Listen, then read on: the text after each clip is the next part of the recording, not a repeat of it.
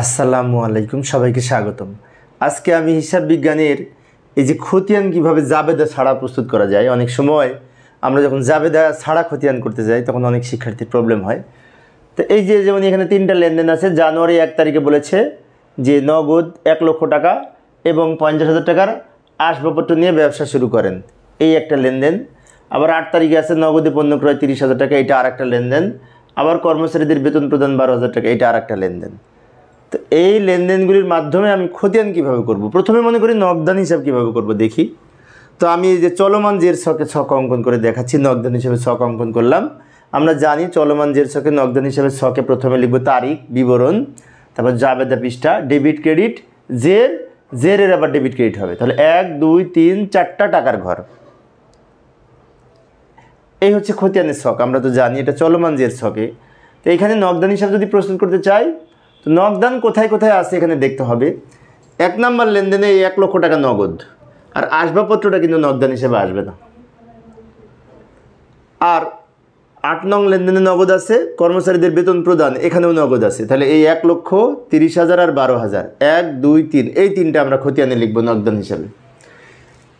তা আমি এই নগদটা নিয়ে যদি জাবেদা করি তাহলে এই নগদের জন্য আলাদা জাবেদা হচ্ছে নগদান হিসাব ডেবিট, মূলধন হিসাব ক্রেডিট।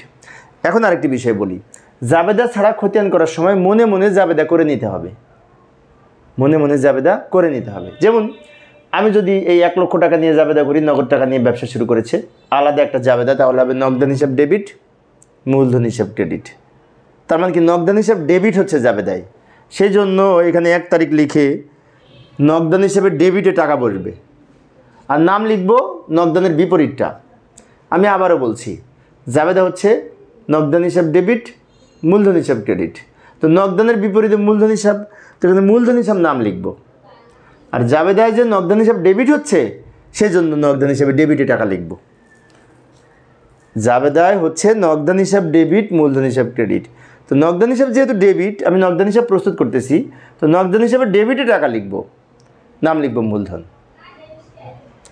এবার এই টাকাটা ডেবিটে ছিল, জেরে ডেবিটে চলে যাবে, ডেবিটে ছিল ডেবিটে চলে যাবে। আসবাবপত্রটা নগদান হিসাবে আসবে না। এখন অনেক শিক্ষার্থীর মনে হতে পারে কেন আসবাবপত্রটা নগদান হিসাবে আসবে না কেন? কারণ আসবাবপত্র নিয়ে ব্যবসা শুরু করা হলো, এটার জন্য জাবেদা হচ্ছে আসবাবপত্র ডেবিট, মূলধন হিসাব ক্রেডিট। আসবাবপত্র ডেবিট, মূলধন হিসাব ক্রেডিট। তাহলে এখান থেকে কিন্তু নগদান হিসাব নাই। তো জাবেদায় যদি নগদান না থাকে তাহলে সেই টাকাটা নগদান হিসাবে বসবে না। আচ্ছা, এবার 8 তারিখ আসি। 8 তারিখে নগদে পণ্য ক্রয়। তো নগদে পণ্য ক্রয় করলে এখানে জাবেদা হচ্ছে ক্রয় হিসাব ডেবিট, নগদান হিসাব ক্রেডিট। আমি আবারও বলছি, লক্ষ্য করি, ক্রয় হিসাব ডেবিট, নগদান হিসাব ক্রেডিট। তাহলে নগদান হিসাব যেহেতু ক্রেডিট, তো নগদান হিসাবে ক্রেডিটে টাকা লিখব, আর নাম লিখব ক্রয় হিসাব। জাবেদাটা আবারও বলছি, নগদান হিসাব ডেবিট, ক্রয় হিসাব ক্রেডিট।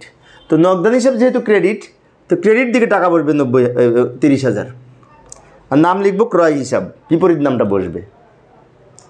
এখন জের করব কিভাবে? ডেবিটে আছে 1 লক্ষ, ক্রেডিটে আছে 30,000। তাহলে ডেবিট থেকে ক্রেডিট বিয়োগ করে 70,000 হয়, এবং ডেবিট বড়, তাই ডেবিটে 70,000 হবে। ডেবিট ক্রেডিট বিয়োগ করে যেটা বড় সেই সাইডে টাকা বসবে। তো ডেবিট 1 লাখ, ক্রেডিট 30,000, দুইটা বিয়োগ করে 70,000 হয়। এটা ডেবিট দিক বড়, তাই ডেবিট দিক লিখলাম। এবার লাস্টেরটার জন্য জাবেদা হচ্ছে বেতন হিসাব ডেবিট, নগদান হিসাব ক্রেডিট। নগদে বেতন প্রদান 30 তারিখ, বেতন হিসাব ডেবিট, নগদান হিসাব ক্রেডিট। তো বেতন হিসাব ডেবিট, নগদান হিসাব ক্রেডিট। তো নগদান হিসাবের ক্রেডিট দিকে টাকা বসবে, কারণ জাবেদায় নগদান হিসাব ক্রেডিট হচ্ছে। তো নগদান হিসাব যেহেতু ক্রেডিট, তো ক্রেডিট দিকে টাকা বসবে, নাম লিখব বেতন হিসাব। আমি আবারও বলছি, নগদে বেতন প্রদান, এটার জন্য জাবেদা হচ্ছে বেতন হিসাব ডেবিট, নগদান হিসাব ক্রেডিট। তাহলে বেতন হিসাব ডেবিট, নগদান হিসাব ক্রেডিট। নগদানের ক্রেডিটে টাকা লিখব, আর নাম লিখব বেতন। অর্থাৎ জাবেদায় যখন নগদান হিসাব ক্রেডিট হবে তখন ক্রেডিট দিকে টাকা লিখব, যেমন এটার জন্য নগদান হিসাব ক্রেডিট। জাবেদায় যখন নগদান হিসাব ডেবিট হবে তখন ডেবিটের ঘরে টাকা লিখব। জাবেদায় যখন নগদান হিসাব ডেবিট হবে তখন ডেবিটের ঘরে টাকা লিখব, ক্রেডিট হলে ক্রেডিটের ঘরে টাকা লিখব। এইভাবে আমরা জাবেদা মনে মনে করে টাকা লিখতে পারবো। এখন জের করব। এখানে 70,000 ডেবিট, আর এটা ক্রেডিট 12,000। 70,000 থেকে 12,000 বিয়োগ হবে, ডেবিট ক্রেডিট বিয়োগ হবে, দুরকম হলে বিয়োগ করে 58,000 হয় সম্ভবত। এবং 58,000 ডেবিট বড়তে ডেবিট দিকে লিখব এবং এই পর্যন্ত আমাদের নগদান হিসাব শেষ। অনেক শিক্ষার্থী আবার এই 58,000-এর নিচে ডাবল দাগ দেয়। না, চলমান জের ছকে কোনো ডাবল দাগ হবে না, এভাবেই অঙ্ক শেষ। আমি একজন কলেজের শিক্ষক, যখন প্রশ্নের খাতা দেখি, শিক্ষার্থীদের খাতা মূল্যায়ন করি, তখন দেখেছি এটার নিচে ডাবল দাগ দেয়। না, ডাবল দাগ সব জায়গায় হয় না, যেমন এখানে ডাবল দাগ হবে না, বিষয়টি খেয়াল রাখবো। এই হচ্ছে নগদান হিসাব। এখন এখান থেকে যদি মূলধন হিসাব করতে বলে, যে এখান থেকে বলা হলো মূলধন হিসাব প্রস্তুত করো, তা কীভাবে করবো, তাই না? তো যাই, মূলধন সংক্রান্ত এই একটা মাত্র লেনদেন আছে এই 1 তারিখে, জানুয়ারি 1 তারিখে। এগুলোর সাথে মূলধনের সম্পর্ক নাই, কারণ এর মধ্যে যাবে দেয় মূলধন হিসাব জড়িত না। মূলধন হিসাবের সাথে 1 তারিখ জড়িত। তো 1 তারিখের লেনদেনটা নিয়ে আমরা মূলধন হিসাব প্রস্তুত করব। চাই সমাধানের চেষ্টা করি। এই যে মূলধন হিসাবের ছক আমরা অঙ্কন করলাম, যা খতিয়ানের ছক, চলমান জের ছকে।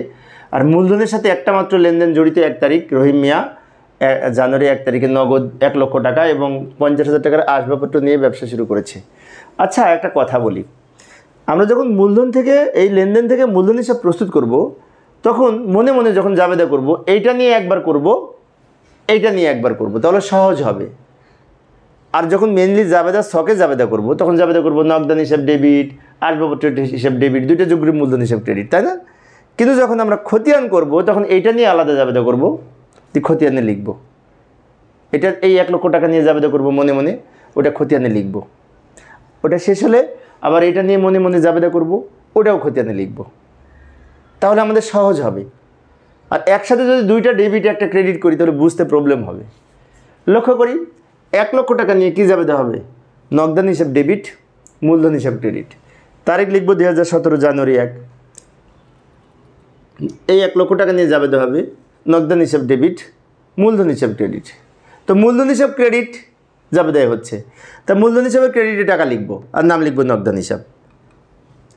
আবারও বলছি, 1 লক্ষ টাকা নিয়ে জাবেদা হবে নগদান হিসাব ডেবিট, মূলধন হিসাব ক্রেডিট। মূলধন হিসাব ক্রেডিট, তাই মূলধন হিসাবে ক্রেডিটে টাকা লিখব আর নাম লিখব নগদান হিসাব, বিপরীত নামটা। এটা ক্রেডিটে আছে, ক্রেডিট দিকে লিখে দিব।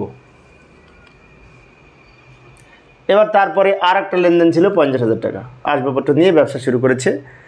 এটার জন্য যদি আলাদা মনে মনে জাবেদা করি, তো এটার জন্য জাবেদা হচ্ছে আসবাবপত্র ডেবিট, মূলধন হিসাব ক্রেডিট, আসবাবপত্র ডেবিট, মূলধন হিসাব ক্রেডিট, তাই না? তাহলে মূলধন হিসাব যদি ক্রেডিট হচ্ছে, তো মূলধন হিসাবের ক্রেডিট দিকে টাকা লিখব, নাম লিখব আসবাবপত্র হিসাব, এই 50,000।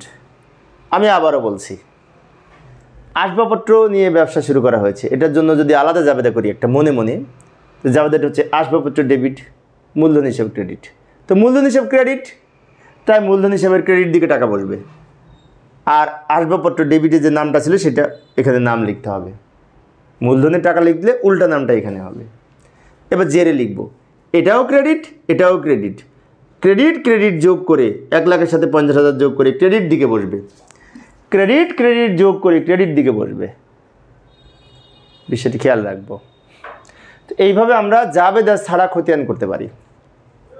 এই ক্ষেত্রে একটি বিষয় খেয়াল রাখবো, মনে মনে জাবেদা করে নিতে হবে।